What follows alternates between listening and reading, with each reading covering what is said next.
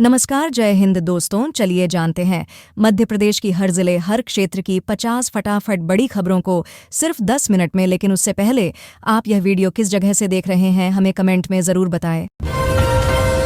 मध्य प्रदेश विधानसभा के शीतकालीन सत्र के तीसरे दिन आज द्वितीय अनुपूरक बजट पर विस्तृत चर्चा होगी। सरकार ने वर्ष 2025 से 26 के लिए 13,476.94 करोड़ रुपए का अनुपूरक बजट पेश किया है, जिसमें ग्रामीण विकास, महिला कल्याण, किसानों और जल संसाधन परियोजनाओं को प्रमुखता दी गई है।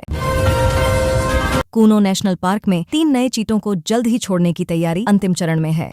मुख्यमंत्री मोहन यादव इस कार्यक्रम में मौजूद रहेंगे। श्योपुर और शिवपुरी के कलेक्टर, एसपी और वन विभाग की टीम ने सुरक्षा, ट्रैकिंग और निगरानी व्यवस्थाओं का निरीक्षण पूरा कर लिया है। वर्तमान में कूनो में कुल 29 चीते हैं, जिनमें से 16 फ्री रेंज इलाके में विचरण कर रहे हैं। मुरैना में आरोपी की तलाश में पहुंची ग्वालियर पुलिस पर अचानक गोलीबारी की गई। इस हमले में एक आरक्षक घायल हो गया। बताया गया कि ग्वालियर पुलिस ने इस कार्रवाई की सूचना स्थानीय पुलिस को नहीं दी थी। जिस जनकपुर गांव में घटना हुई वह रेत माफिया का गढ़ माना जाता है और यहां पुलिस पर हमले की घटनाएं पहले भी हो चुकी हैं। प्रदेश में अगले 2 दिनों में ठंड और तेज होने की संभावना है। पहाड़ों पर बर्फबारी और पश्चिमी विक्षोभ के असर से न्यूनतम तापमान 2 से 3 डिग्री तक गिर सकता है। पचमढ़ी 6.7 डिग्री के साथ सबसे ठंडा रहा। मौसम विभाग का अनुमान है कि दिसंबर और जनवरी में कड़ाके की सर्दी जारी रहेगी और जनवरी में 20 से 22 दिन तक कोल्ड वेव चल सकती है। 25 करोड़ रुपए के जमीन घोटाले के मामले में यूडब्ल्यू आरोप साबित नहीं कर पाया। 6 साल की जांच के बाद 7 आरोपियों को क्लीन चिट दे दी गई है। यह मामला 2010 का है, जिसमें आरोप था कि जीडीए ने निजी कंपनी को जमीन कम दर पर आवंटित की थी।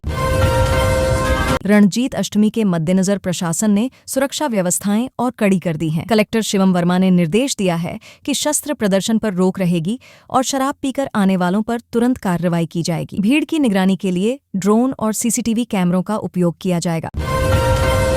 पन्ना, बैतूल, कटनी और धार में 4 नए मेडिकल कॉलेजों का भूमि पूजन होने जा रहा है। इन कार्यक्रमों में केंद्रीय स्वास्थ्य मंत्री और भाजपा के राष्ट्रीय अध्यक्ष जेपी नड्डा शामिल होंगे, जिससे इन जिलों में चिकित्सा सुविधाओं के विस्तार को नई गति मिलेगी। इंदौर का MR10 स्थित कुमेडी ISBT अब पूरी तरह तैयार है और नए वर्ष से इसके शुरू होने की संभावना है। यहां से रोजाना 1400 बसें संचालित होंगी, जो भविष्य के सिंहस्थ 2028 में लाखों यात्रियों के लिए बड़ी सुविधा साबित होंगी। छतरपुर में खाद्य वितरण को लेकर तनाव बढ़ गया, जब लाइन में खड़ी एक छात्रा को नायब तहसीलदार नीतू सिंघई ने थप्पड़ मार दिया। घटना का वीडियो सामने आने के बाद कलेक्टर ने नीतू सिंघई को नोटिस जारी कर जवाब मांगा है। खाद की कमी के बीच यह घटना और सवाल खड़े कर रही है।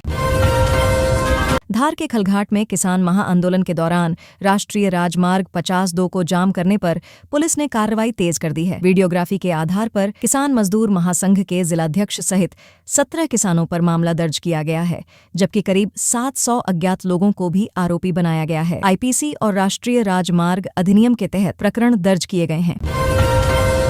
जस्टिस देवनारायण मिश्रा ने सुनवाई के दौरान कहा कि कानून की रक्षा करने वाले ही जब गंभीर अपराध में शामिल हों तो उन्हें जमानत का लाभ नहीं दिया जा सकता। कोर्ट के सख्त रुख को देखते हुए याचिका वापस लेने का आग्रह स्वीकार किया गया और याचिका खारिज कर दी गई। अदालत ने कलेक्टर से कटौती के आधार पर विस्तृत जवाब मांगा था, पर निर्धारित समय सीमा में स्पष्ट उत्तर प्रस्तुत नहीं किया गया। बाद में दाखिल हलफनामा भी अधूरा पाया गया। सुनवाई के दौरान कलेक्टर ने लापरवाही स्वीकार की और माफी मांगी, जिसे कोर्ट ने स्वीकार किया, लेकिन जुर्माना बरकरार रखा। मुख्यमंत्री डॉक्टर मोहन यादव ने भवन 1 कक्षाएं अनेक की तर्ज पर स्कूलों के खाली भवनों में कॉलेज की कक्षाएं संचालित करने पर विचार करने के निर्देश दिए हैं। मुख्यमंत्री ने स्कूल शिक्षा विभाग के पिछले 2 वर्षों के कार्यों की समीक्षा भी की। भोपाल गैस हादसे की 41वीं बरसी पर पीड़ितों ने लगाया आरोप, कहा 4 दशक बाद भी नहीं हुआ न्याय। भोपाल में यूनियन कार्बाइड गैस हादसे की 41वीं बरसी के अवसर पर आयोजित पत्रकार वार्ता में हादसे के 4 पीड़ित संगठनों ने सरकार पर आरोप लगाया कि 4 दशक बाद भी भोपाल में पीड़ितों को न्याय नहीं मिला। रतलाम में अवैध शराब का कारोबार थम नहीं रहा। शिवगढ़ पुलिस ने राजापुरा माताजी में किराना दुकान पर दबिश देकर 72 लीटर से अधिक शराब जब्त की और दुकानदार पर केस दर्ज किया। वहीं रिंगनोद पुलिस ने बोलेरो से 200 पेटी बियर जब्त कर 2 युवकों को गिरफ्तार किया।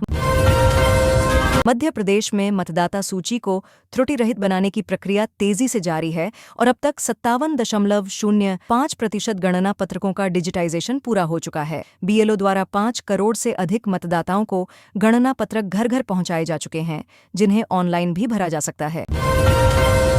जयपुर स्टेशन के पुनर्विकास कार्य का सीधा असर अब भोपाल मंडल की ट्रेनों पर दिखने लगा है। एयर कंकोर्स निर्माण के चलते नवंबर और दिसंबर में लिए गए यार्ड ब्लॉक के कारण कई ट्रेनें रद्द, आंशिक रद्द और परिवर्तित मार्ग से चलाई जाएंगी। रेलवे ने यात्रियों से सफर से पहले अपनी ट्रेन की अद्यतन स्थिति अवश्य जांचने की अपील की है। भारतीय महिला क्रिकेटर स्मृति मंधाना और म्यूजिक डायरेक्टर पलाश मुछाल की आज होने वाली शादी स्थगित कर दी गई है। शादी की रस्में शुरू होने से ठीक पहले स्मृति के पिता श्रीनिवास मंधाना की तबीयत अचानक बिगड़ गई। मध्य प्रदेश भाजपा संगठन में बड़ा बदलाव करते हुए युवा मोर्चा और महिला मोर्चा के नए अध्यक्ष नियुक्त किए गए हैं। श्याम टेलर को बीजेवाईएम की कमान और अश्विनी परांजपे को महिला मोर्चा का नेतृत्व सौंपा गया है। मोहन यादव ने हैदराबाद में ग्रीनको कंपनी मुख्यालय का दौरा कर हरित ऊर्जा परियोजनाओं और अत्याधुनिक तकनीकों का अवलोकन किया। उन्होंने कहा कि ग्रीन एनर्जी राष्ट्र और मध्य प्रदेश के विकास का मजबूत आधार है तथा राज्य में हरित ऊर्जा निवेश की असीम संभावनाएं मौजूद हैं। महिला प्रीमियर लीग 2026 के मेगा ऑक्शन में मध्य प्रदेश की बेटियों ने शानदार उपस्थिति दर्ज कराई है। एमपी की 12 खिलाड़ियों में से 5 का चयन हुआ, जो राज्य के लिए अब तक का सबसे बड़ा प्रदर्शन है। छोटे शहरों से उभरी ये प्रतिभाएं इस बार आरसीबी, एमआई, गुजरात जायंट्स और यूपी वॉरियर्स जैसी टीमों में अपना खेल दिखाएंगी।